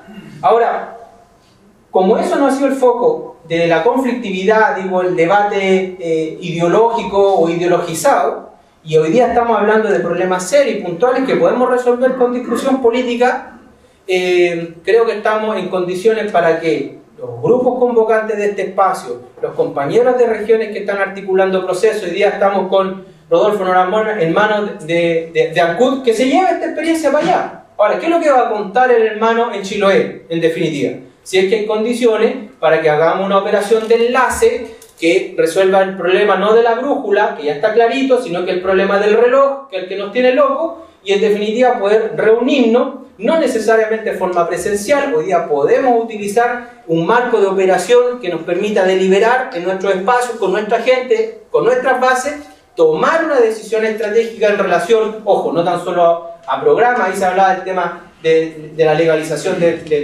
o la despenalización del autocultivo, pero son algunos elementos estratégicos para hacer gobierno en Chile, ¿sí? Sino que también de nuestra lista parlamentaria CORE y por supuesto nuestra candidatura presidencial. Creo que se puede, creo que hay condiciones para hacerlo, creo que nos estamos demorando mucho también. Y creo que también frente a ese escenario, la democracia cristiana con los borregos, ¿sí? El Partido Socialista y el PPD con las Bachelet, toda la derecha detrás de dos candidaturas, ¿sí? Creo que están dando un avance sustancial en sus propósitos de hegemonizar nuevamente la parrilla de discusión y tensión electoral propia del momento político que se vive, y nosotros estamos desaprovechando lo que Gustavo nos plantea, que es una oportunidad histórica nuevamente, que tenemos que saber cristalizar no tan solo como demandas desde el 2011, ¿verdad?, en esta nueva coyuntura, sino que también lograr sobrepasar este momento. ¿Qué significa para nosotros sobrepasar? No solamente haber profundizado nuestra capacidad autogestionaria, nuestro cooperativismo de base, nuestra formación en torno a la educación popular, fortalecer todas las expresiones de movimientos sociales, estudiantiles, de trabajadores pobladores, sino que también darle un duro golpe a la clase política tradicional de tal manera que quede resentida para un ciclo político que parte en 2014 y que no tiene procesos electorales, ¿sí?, hasta bien entrado el 2016. Por lo tanto, es clave la capacidad organizativa y de unidad política que nosotros logremos en este momento, la capacidad de articulación, de movilización y lucha callejera que logremos ahora, y precisamente la capacidad de instalar, penetrar, infiltrar en la estructura burgués de Estado, ¿cierto?, para generar todo el daño posible, generar todo el marco de representación popular, dar vuelta a la mesa, decirle en las caras a la concertación y la derecha que son unos conchas de su madre, que se andan cagando a nuestra gente y que no les vamos a permitir porque ahora estamos adentro. Y ahora estamos peleando y hoy día estamos organizados en las calles, en el Estado, contra el Estado, sin el Estado. Creo que ese marco de tensión básica para despertar a los movimientos sociales y a la izquierda en torno a la unidad, creo que nos permitirían pasar a un segundo semestre con una candidatura única presidencial, con un programa único anticapitalista, y por supuesto con una franja, una alta dirección pública, popular, de los mejores hijos, decimos las mejores hijas de nuestro pueblo, de los movimientos, que vayan a la pelea por el Consejo Regional de la Quinta Región, decimos Valparaíso no es la Quinta Región, por un costo parlamentario que pague la derecha y la concertación en varios distritos y circunscripciones, ¿por qué no? Creo que hoy día condiciones para eso existen. Ahora, con esto culmino. Vamos a desaprovechar que el activo del movimiento social y político en Chile se reúna para definir aspectos solamente electorales. De otra manera, si somos capaces de juntar en una instancia a mediados de este año, por ejemplo, con un marco de acuerdo preliminar en mayo, para saber por lo menos, por ejemplo, cómo se va a definir, cómo vamos a discutir, cómo vamos a discutir en definitiva y cómo vamos a resolver el problema. A todo este activo social, y solamente le vamos a pedir que delibere en torno a una coyuntura electoral. Si está en la mesa reunido y deliberando soberanamente nuestro pueblo pobre, trabajador, el mundo ciudadano, el mundo campesino, el pueblo, los pueblos, no vamos a aprovechar esa instancia para generar la primera constituyente social en el país. Lo que dijo Bachelet es muy grave, porque yo creo que sus asesores políticos, cuando le dicen, señora Bachelet, usted diga que vamos a ver el tema de la constituyente, que hay que avanzar en eso, de una nueva constitución, esos asesores pensaban, y Bachelet también, de lo que están hablando es como de un ofertón político como el que se refieren a la reforma tributaria, al fin al lucro, avanzar en gratuidad. Pero cuando hablan de algo tan delicado como una constituyente que se refiere a un proceso de formación del Estado, lo primero que uno puede concluir es que desde ese campo institucional o institucionalizado, lo que se está haciendo es darle una nueva legitimidad política a una decisión que no necesita precisamente permiso. La vieja izquierda, la que nos formó, creía que después de convencer a todo el pueblo que el socialismo era el único camino para los pueblos, y una vez que todo el pueblo fuera consciente que el socialismo era la única verdad posible, y estuviéramos en la moneda y construyendo ese gobierno popular socialista, los ricos, los burgueses, los patrones se iban a pegar un tiro. Eso no pasó. Lo que estamos dando cuenta ahora es que precisamente el Estado nunca se va a pegar un tiro. Que los poderosos nunca nos van a entregar el poder. Lo que dice Gustavo es bien cierto. Nosotros no por tener más cargos ellos nos van a decir ahí está el mar, ahí está el cobre, le entregamos la empresa, ahí está la riqueza nacional, los fondos previsionales, hagan lo que quieran ustedes con eso, pues nos ganaron. Eso va a pasar. Pero cuando Bachelet dice, avancemos en ese aspecto que, ojo, mucha población que espera a Bachelet por el bono, y la compañera Bachelet dice nueva constitución posible, necesaria, querible, ¿sí? También le está diciendo a ese pueblo que se rompió la última barrera simbólica de lo que representa el Estado y el poder como un elemento de contención frente a la propuesta constituyente. ¿A qué voy? Más concreto, cabrón. Miren, la construcción constituyente no necesita permiso. No necesitamos que el Parlamento autorice un marco de deliberación constituyente. No necesitamos que un plebiscito nos autorice a nosotros rediseñar el Estado. Si este Estado no se va a autodestruir. Lo que nosotros creemos es que un espacio de deliberación programática, político, electoral, como el que se puede dar a mediados de este año con toda la izquierda que está en lucha, con todos los movimientos sociales que estamos en la calle, tiene que ser esencialmente un marco de deliberación constituyente. Y lo que se defina en términos constituyentes, es decir, pasarle el látigo a la señora Juanita, al dirigente vecinal, al dirigente estudiantil, sindical, para redibujar una nueva infraestructura de Estado, ¿sí? Ese proceso soberanamente tiene que servir además para definir a quiénes son los hombres y mujeres dignos que van a ir a la pelea en esta coyuntura, precisamente para darle un revés político a los que se oponen a una construcción nueva de Estado, un Estado otro, un Estado nuestro. Es decir, creo que hay que darle más de una vuelta a las oportunidades que tenemos. Hoy día se expresan en una deficiencia, en una problemática, pero creo que toda esta problemática encierra una tremenda oportunidad. Nos dicen por la tele que tenemos las condiciones para hacerlo y creo que nos estamos demorando mucho.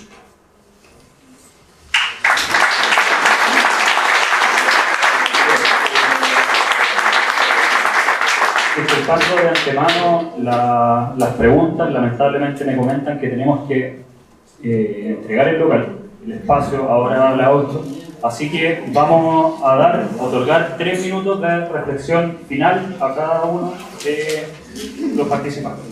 Bien, Gustavo, ¿comienzas tú?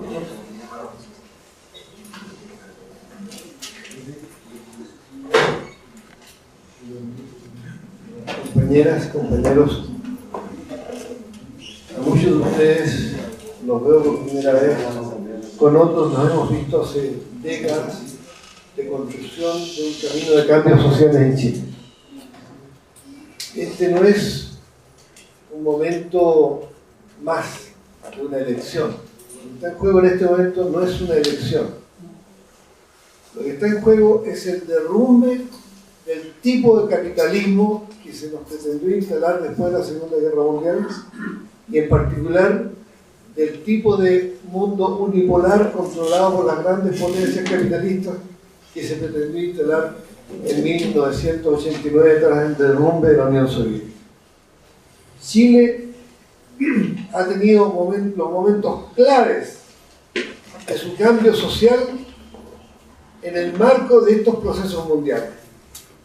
La crisis del año 20, después de la Primera Guerra Mundial, la gran crisis social que vino con el gobierno de Áñez después de la Segunda Guerra Mundial y la gran crisis de 1980 después del derrumbe del Padrón Oro y de la hegemonía norteamericana en Europa después de la unión de los países petroleros que antepusieron el bloque del petróleo contra el poder hegemónico de Estados Unidos.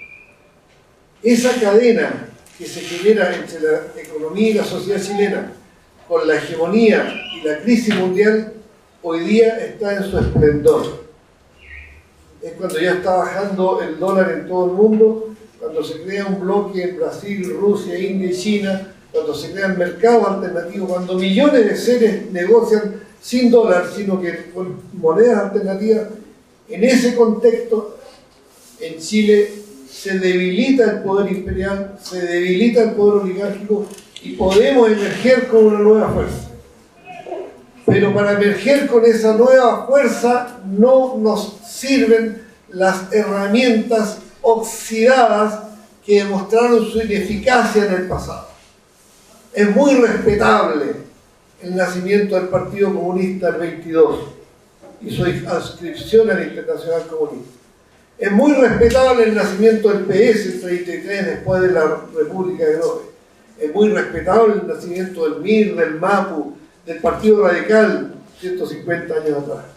Pero en el siglo XXI, en el momento actual de la lucha de clases, en el contexto de que es inviable la dominación del capital, porque si el capital sigue dominando la humanidad, se acaba la humanidad.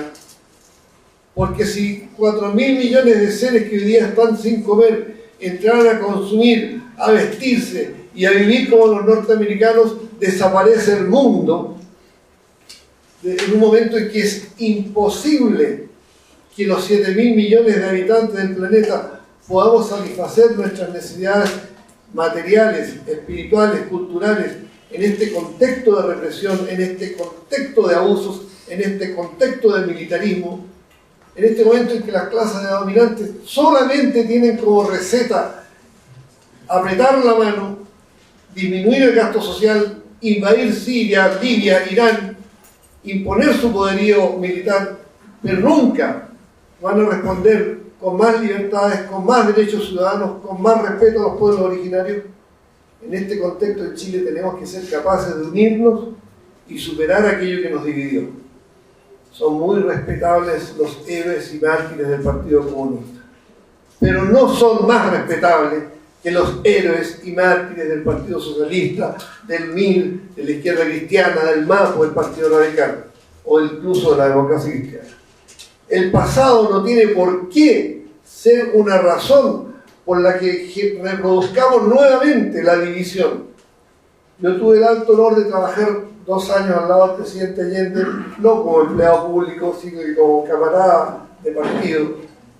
Y si hay algo que Allende estaba absolutamente harto, era el sectarismo partidista, de la ineficacia que significaba tener 6 partidos en la Unidad Popular y no formar una sola gran fuerza política entre la Unidad Popular y el MIR.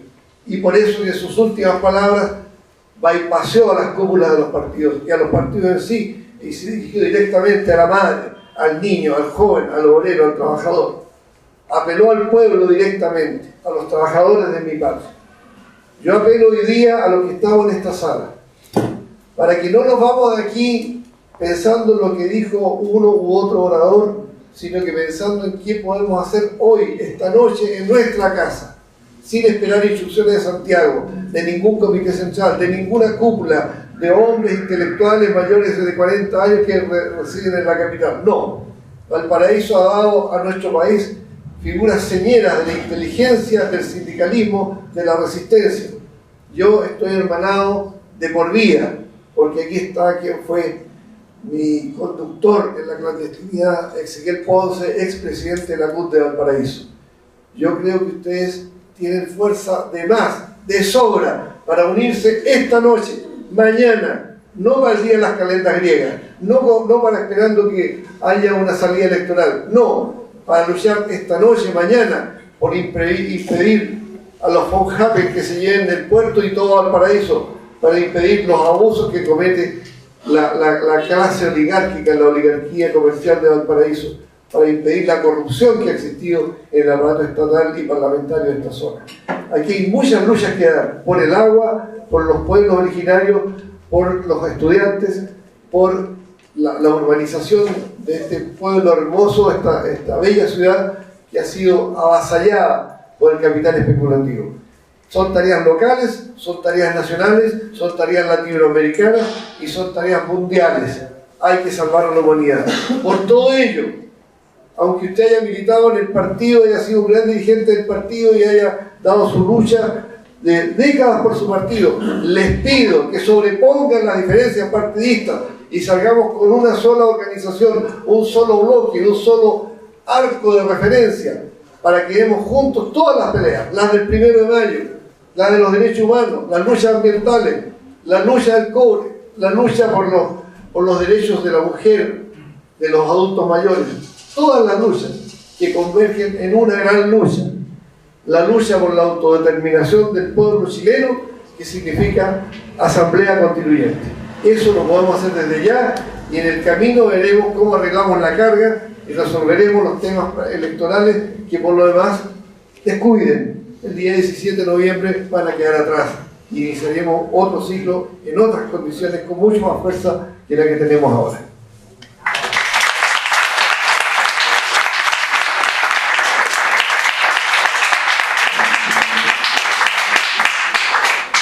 Bueno, compañeros, reiterar el saludo de la compañera Roxana Miranda, la propuesta del Partido Igualdad para encabezar el impulso presidencial de cara a las elecciones de noviembre.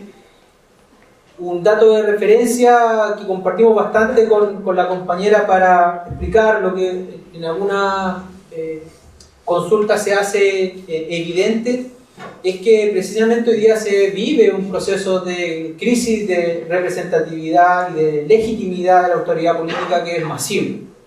En las últimas elecciones el 60% del electorado no se expresó en la urna, solamente un 30% optó por la derecha o la concertación, y un 10% de los que votaron o lo hicieron nulo o lo hicieron por partidos que no son de derecha y no son de la concertación.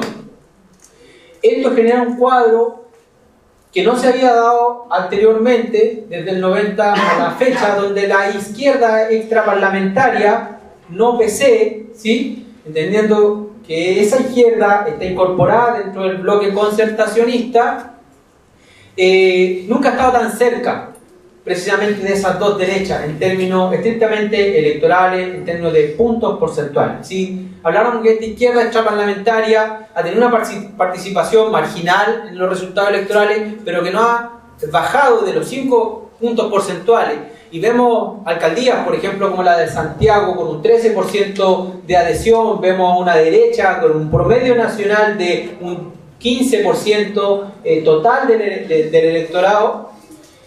Creemos que en estas elecciones se va a dar un cuadro donde esta izquierda, estos movimientos sociales, detrás de una construcción política, programática, electoral, se encuentra a escasos 7, 8 puntos, precisamente, de esas alternativas electorales tradicionales que hoy día están fuertemente cuestionadas, fuertemente criticadas por un electorado cada vez más activo, o más bien una ciudadanía cada vez más activa y que está diseñando estrategias de contrapoder que puedan significar un golpe ofensivo, además de las movilizaciones callejeras que se reproducen constantemente, en una batalla electoral que pueda generar una condición de fuerza mejorada a las condiciones que actualmente tenemos nosotros para pelear.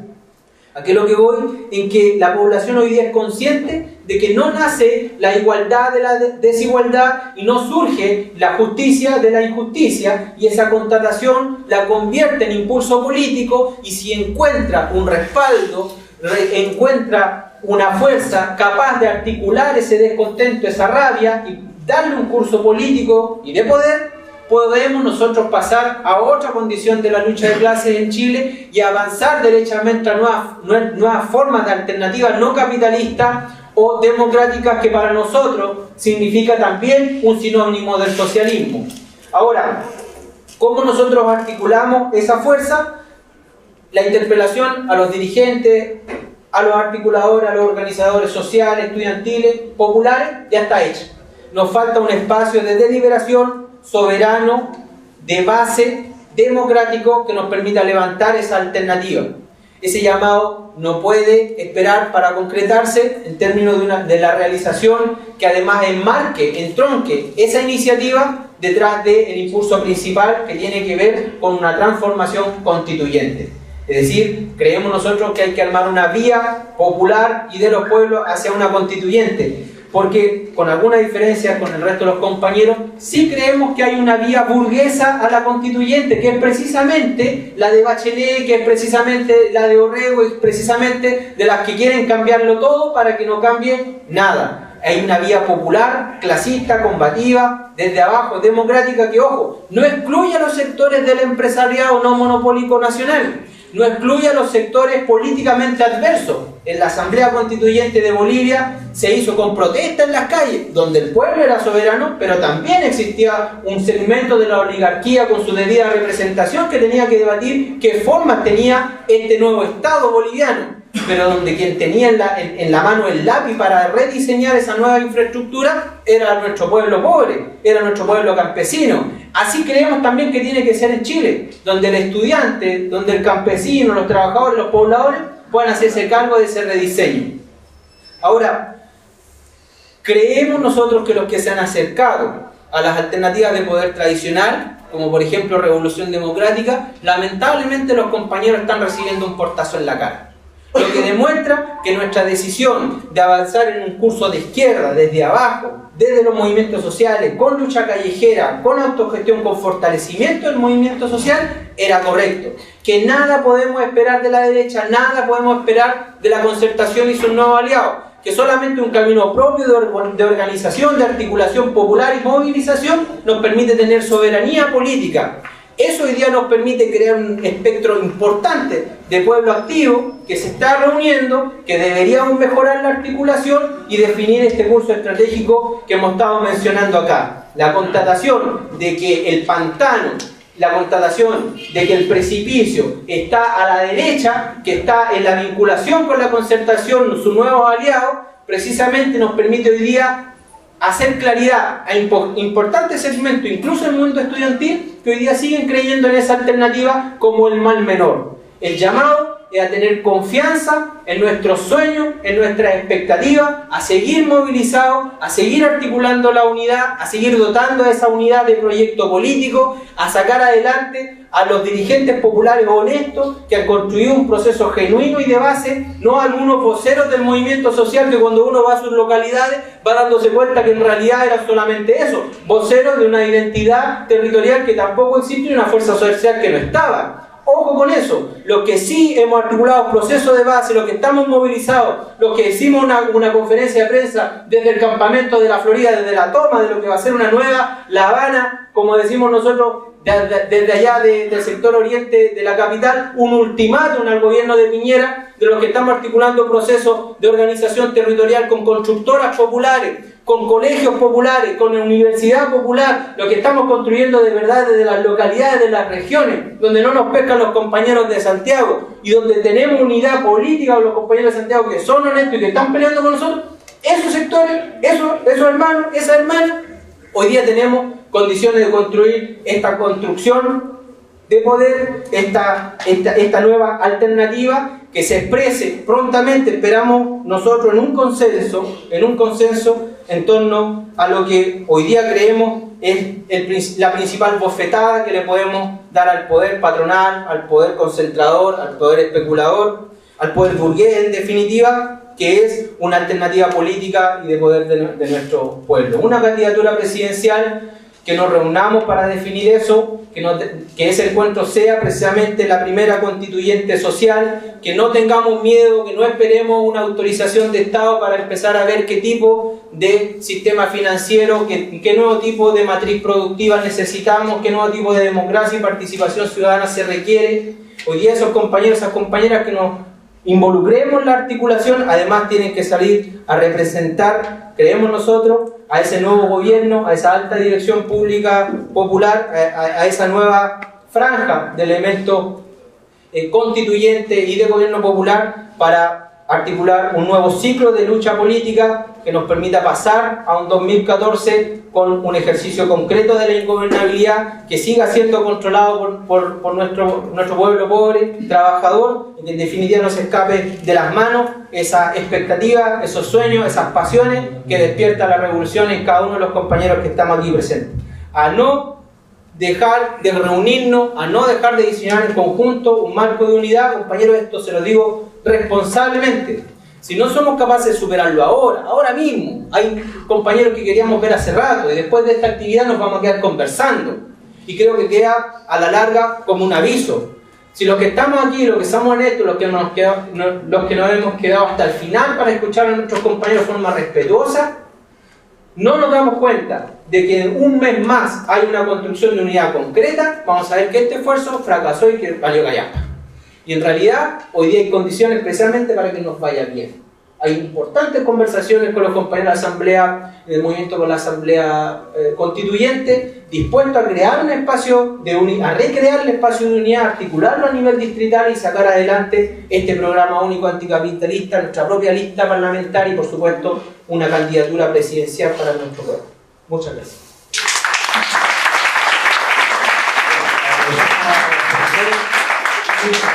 Escuela de Formación Política, Caminos para el Nuevo Chile, le damos las gracias y nos vemos prontamente en una instancia similar. Gracias.